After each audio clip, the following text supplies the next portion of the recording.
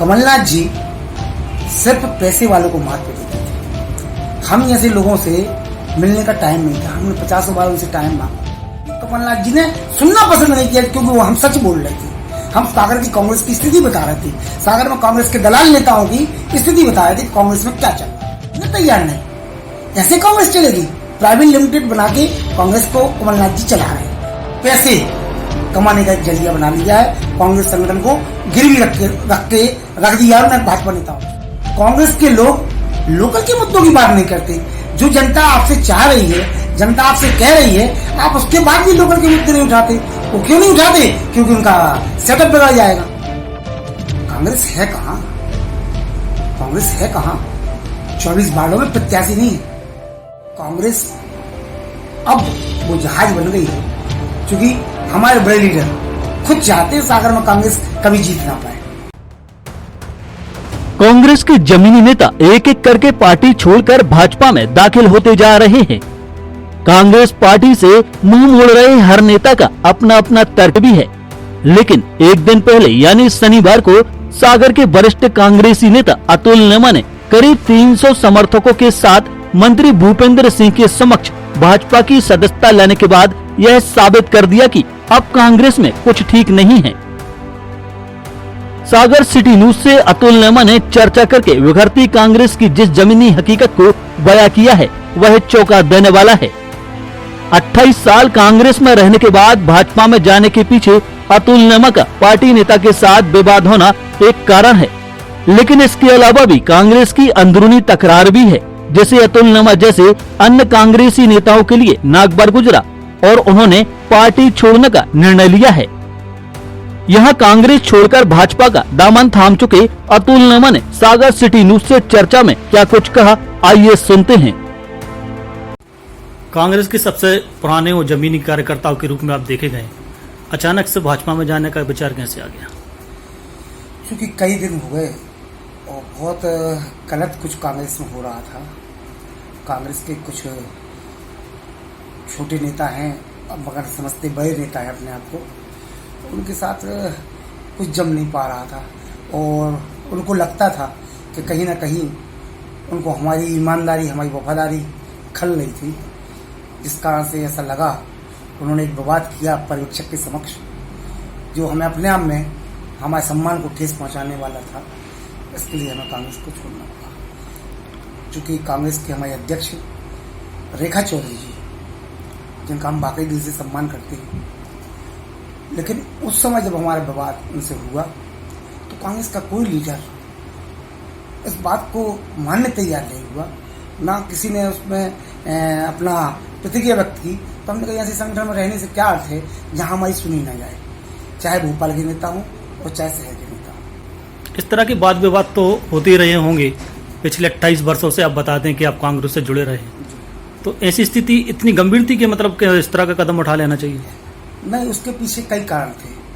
विगत 2 वर्ष के पहले जब हमारी कांग्रेस की सरकार थी, कमलनाथ जी मुख्यमंत्री बने, हम आपको बताएं कि मैं कांग्रेस का ईमानदारी और वफादार कार्यकर्ता था। मैंने जमीन से जुड़कर कांग्रेस का काम किया। कमलनाथ जी सिर्फ पैसे वालों को महत्व देते थे। हम जैसे लोगों से मिलने का टाइम नहीं था। हमने 50 बार उनसे टाइम मांगा।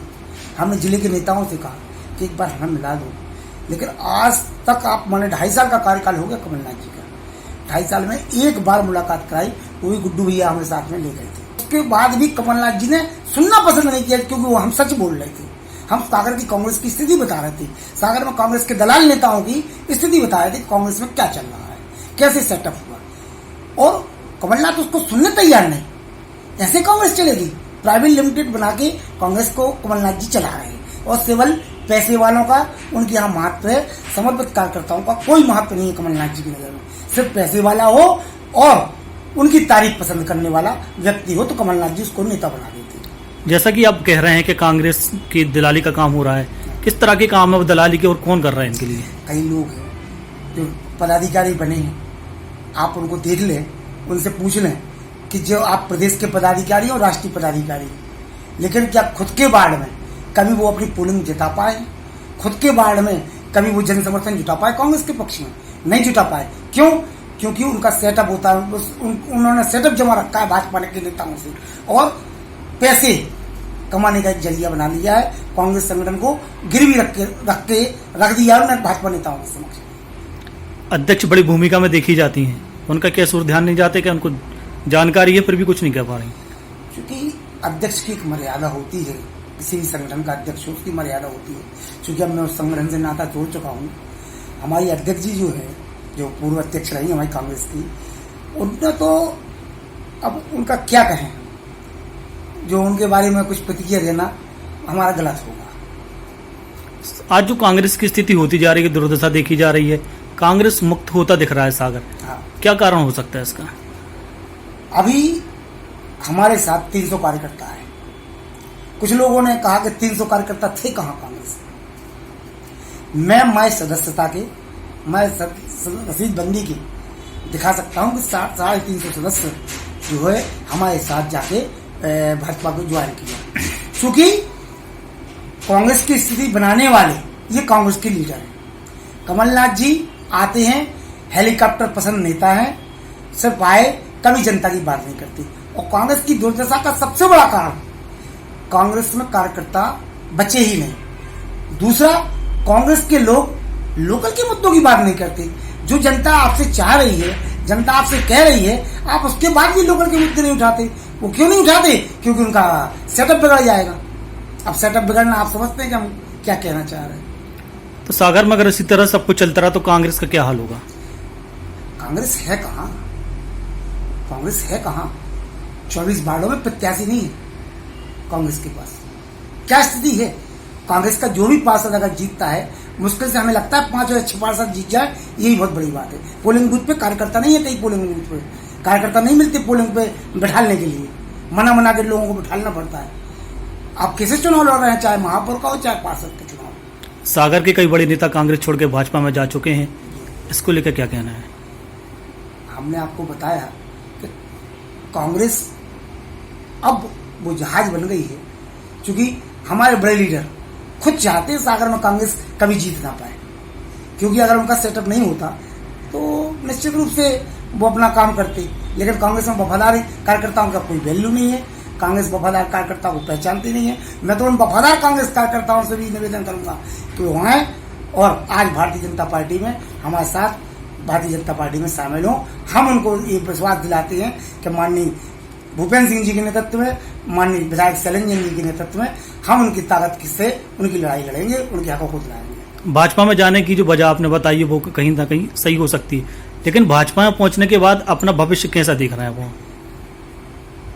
अब चूंकि हमने 28 वर्षों की सेवा छोड़ के अगर हम भाजपा में आए, भाजपा को लगता होगा अगर कि अतुल लेमा को कोई जिम्मेदारी देना है, या भाजपा को लगे कि अतुल लेमा के साथ कुछ हमें आगे बढ़ाना है अतुल लेमा को, तो ये भाजपा संगठन का फैसला है। भाजपा जो भी हमें जिम्मेदारी देगी हम उसका पूरी निष्ठा और ईमानदारी से, जिस तरह से हमने कांग्रेस की सेवा की है उस तरह से हम भाजपा की सेवा करेंगे। ये भाजपा के कार्यकर्ता भी जानते हैं कि मैं कितना वफादार कार्यकर्ता था। मैंने कल मंच से कहा इस बात को कि जिस तरह हमने कांग्रेस के 28 साल ईमानदारी से सेवा की है उसी तरह भाजपा की सेवा करेंगे। भाजपा अगर हमें महत्व देगी, सम्मान देगी और ना भी देगी, तब मैं भाजपा का सदस्य बन चुका हूँ और भाजपा में लगातार जीवन भर रहने का प्रयास करूँगा। सक्रिय वार्ड पार्षद की भूमिका में अपने वार्ड से रहे, कांग्रेस छोड़ दिए, भाजपा से क्या उम्मीद कर रहे हैं?